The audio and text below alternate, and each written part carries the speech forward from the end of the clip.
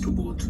Cool. So, as you can see, I'm debating in a car. This will be interesting. Hi guys, my name is Joseph. Happy to be here. Just want to say, really thankful for all of the organizers and everything, you know, this circuit and side of the world. Really happy to be with everyone here and meet you all. Always a pleasure. A few shout outs. Of course, my main institution, my kids from Forum, the UANP Debate Society from the Philippines. Some of them are watching, some of them will see the recording.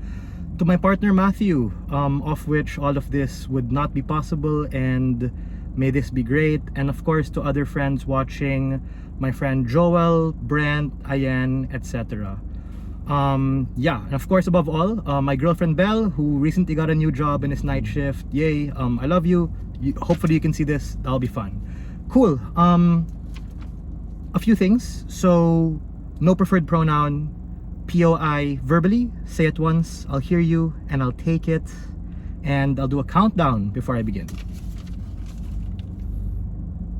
Starting my speech in 5, 4, 3, 2, 1.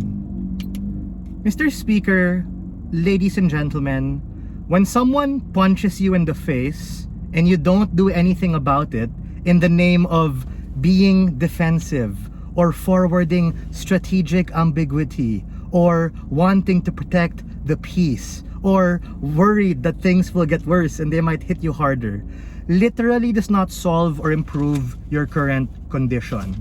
We think that contrary to popular belief, things can actually get worse, and we think that UAE fundamentally has a right to be able to protect themselves, because what they've been doing by being defensive and necessarily not doing anything aggressive about it is a principled concession that Iran has the ability and has the capacity to trample over you.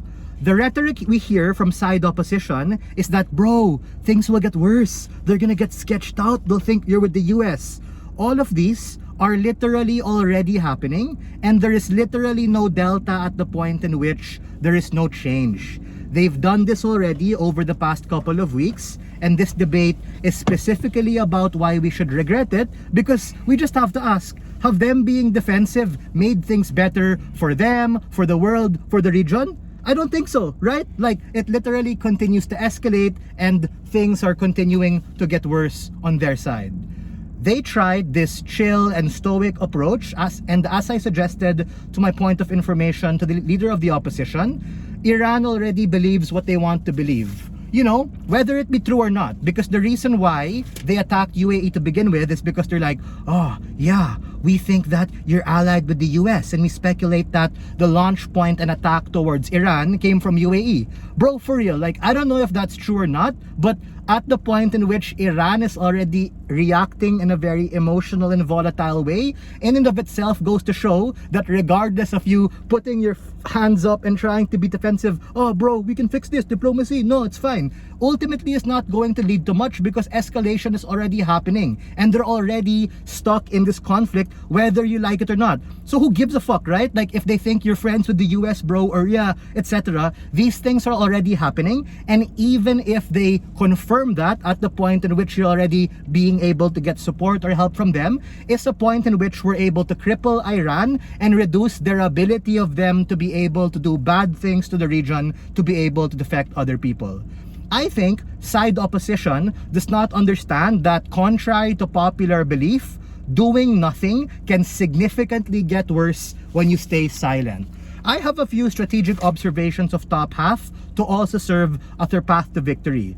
Firstly, opening opposition is right to call out that opening government has a limited counterfactual, and at best opening government establishes a sense of urgency and capacity, but this is a regrets motion, so we need to be able to bolster on the comparative why our counterfactual will be better.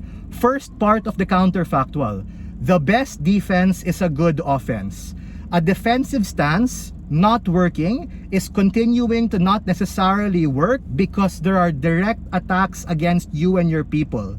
As I suggested in my POI, they principally have a right to be able to defend themselves, and opening opposition says, expensive, people will get turned off, investor flight, capital outflow, too expensive to buy weapons. Bullshit, right? Like, we literally can get loans, structure other things with the Middle East, heck, get weapons from the US. It doesn't really matter, in order to literally be able to push Iran and tell them that enough is enough. And even if we'll bite the bullet, yeah, things get worse, at least in terms of the optics, the world will be like, hey, UAE is not playing Switzerland. They're actually doing something about it. I'll take the POI in a bit, right? Second part of this framing, what does the offensive look like, right? And I think it looks like A, proportional military retaliation. They don't have to be retarded or like fly randomly, right? There are going to be specific nuances in terms of how they can do it through covert operations and other military tactics. B, preventive strikes to key depots and other resources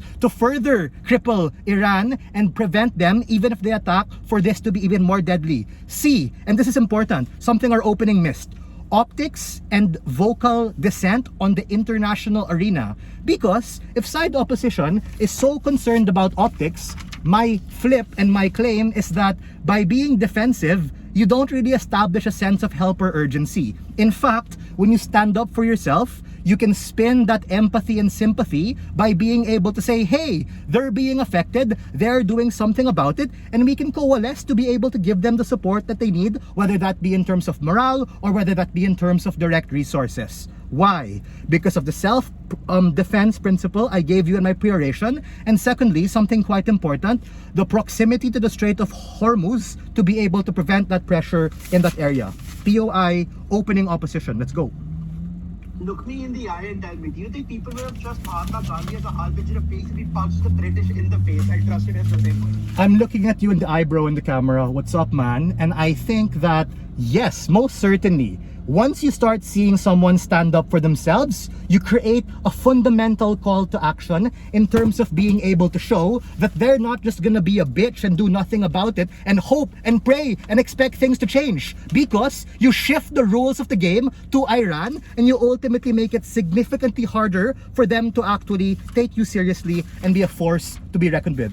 I hope you enjoy that. So, ladies and gentlemen, what has really happened? UAE, aside from protecting themselves, also have a fundamental decision to also be an influence to Qatar, Bahrain, Oman, and Saudi, given that Iran already hit key UAE oil ports and the Dubai airport. Things in Al Baira, things in Fujairah, and we think that their strategic location to the Strait of Hormuz, given the connecting sea lanes from the Persian Gulf, given those are strategic entry and exit straits and streams for the entire world, we can strategically set up offensive measures in Dubai, in Sharjah, in Ras Al Khamenei, in order to be able to show the world that Iran does not have full control over the strait.